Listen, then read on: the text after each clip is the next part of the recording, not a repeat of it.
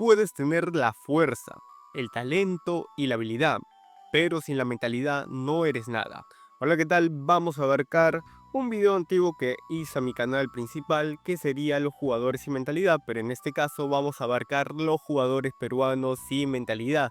Jugadores que tenían todo para triunfar en el extranjero, en el fútbol peruano, dar un salto de calidad hasta la selección peruana, pero lamentablemente no tuvieron lo más importante en el mundo del fútbol, que es obviamente la mentalidad. Vamos a ver el caso más reciente, que vendría siendo Cristian Cueva. Este jugador, la verdad, vino en una decadencia total, porque si vamos a recordar las eliminatorias 2022, Cueva era uno de los jugadores más importantes en nivel de las eliminatorias, porque era goleador, asistidor, era un jugador muy clave para la Perú de Gareca. Y tú te preguntarás dónde viene la decadencia de Cristian Cueva, un jugador tan importante, un jugador que marcaba la diferencia. ¿Dónde se perdió? Bueno, sabemos que Cueva, sus problemas con el alcohol, su problema con la indisciplina, sus problemas en el Perú son pan de cada día. Sabemos que Cueva en 2021 se fue a una fiesta en plena concentración de la Copa América, porque si tú juntabas a Cueva con el Perú, esas cosas pasaban. Cueva con sus indisciplinas, iba a Trujillo, iba a tomar, no daba el 100%, y eso pasó en Alianza Lima. Inclusive el Chillo Salas no lo quería, pero la dirigencia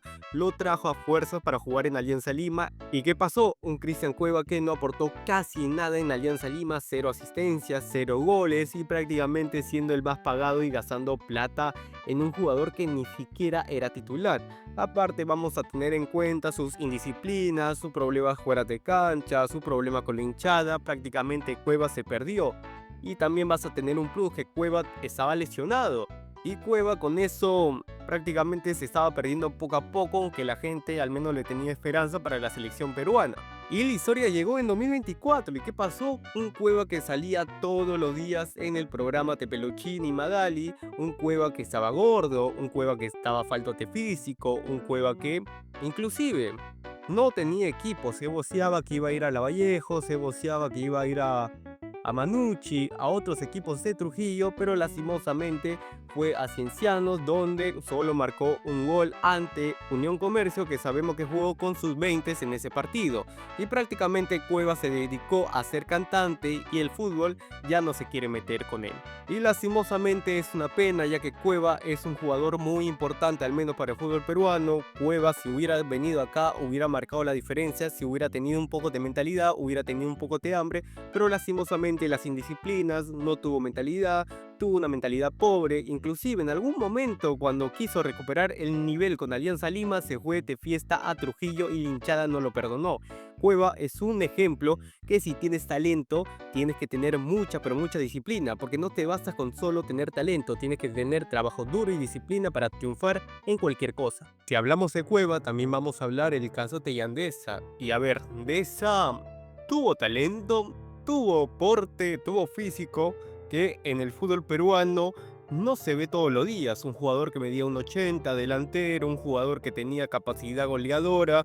En la sub-20 lo demostró, rápidamente se fue a Francia a pasear su fútbol. Jugó en el Montpellier, prácticamente no hizo una mala temporada, no tuvo mal pase, por momentos era suplente, por momentos era titular, pero lamentablemente lo que le faltó a Deza era mentalidad, porque en su paso por Europa lastimosamente no tuvo tanta continuidad, no tuvo tanto titularato, y eso le deprimió bastante. Y Deza paseó su fútbol en Perú por la Universidad de San Martín de Porres y pasó su fútbol por la UTC, aunque en estos dos clubes encontró a técnicos con personalidad y técnicos que le cambiarían entre comillas su carrera, como Franco Navarro y Uribe. Y este primero, Franco Navarro, siempre lo tuvo recto, al menos en todo su paso por los clubes que él disputó con él: UTC, Huancayo, ADT Tarma y entre otros equipos. Y en este caso, Yandesa con Franco Navarro al menos recuperó ese nivel para los equipos de provincia.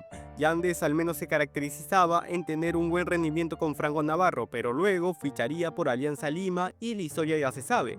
Y Alianza en el 2020 había contratado a Yandesa, prácticamente algunos jugadores también, hizo un tacu medio raro para disputar ese año, aunque prácticamente nos vamos a centrar con Yandesa. Y Yandesa en este año no destacó, un Yandesa que en el 2020 se caracterizó más por sus indisciplinas, por sus salidas en la etapa de cuarentena, y prácticamente salió más en Magali. aunque luego de esa etapa Yandesa poco a poco pudo rescatar su carrera. Últimamente Yandesa está destacando al menos en el fútbol de provincia, recuperando ese nivel poco a poco. Pero Yandesa tuvo las oportunidades, tuvo todo para triunfar en el fútbol que prácticamente no lo tuvo. Pero poco a poco está cambiando al menos ese chip en las últimas etapas de su carrera, ya no se le está conociendo tantas indisciplinas y más se está yendo en un camino de redención con su club actualmente Sport Huancayo, que está viniendo haciendo un rendimiento bueno. Pero vamos a ver el siguiente caso. Y rápidamente voy a abarcar el caso de Manco. Como conocemos, Manco era un jugador habilidoso para tener solo 15 años y rápidamente clasificó con su generación de los Jotitas al Mundial de Corea Sub-15. Y Manco era un jugador habilidoso, un jugador que era un diferente, un jugador que se destacó en los Panamericanos y en el Mundial, pero rápidamente le llegó la fama. Y Manco tuvo dos caminos cuando le llegó la fama: sucumbir o no dejarse llevar por esos vicios. Y rápidamente eligió lo primero, un Raymond Manco donde salió más en espectáculos, en farándula, en periódicos, en vez de demostrar su fútbol, aunque inclusive fue comprado por el PSV Eindhoven de Holanda. Rápidamente Raymond Manco se cuidó, declaró algunas declaraciones que no se tienen que dar para llegar a Holanda, y ahí es donde poco a poco cae su carrera, ya que Raymond Manco no destacó en Holanda, no se adecuó. Un Raymond Manco donde hizo su debut, marcó una asistencia, pero luego de eso se fue apagando poco a poco.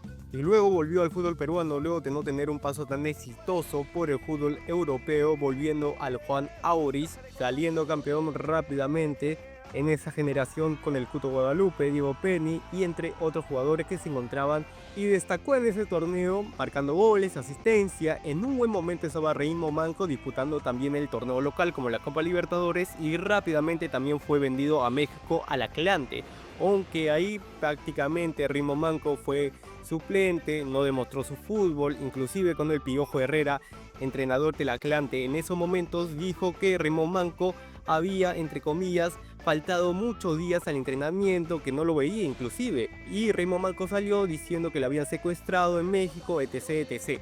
Luego de ese paso por Atlanta, pasó su fútbol por León de Huánuco, UTC de Cajamarca, volviendo otra vez en el 2015 a León de Huánuco, y luego se fue a Alianza Lima en la temporada 2015-2016, y luego se fue al Zamora, aunque volvió a Unión Comercio donde demostró un gran nivel. Luego se fue a Real Garcilaso y luego se fue al Sport Boys donde lo salvó del descenso.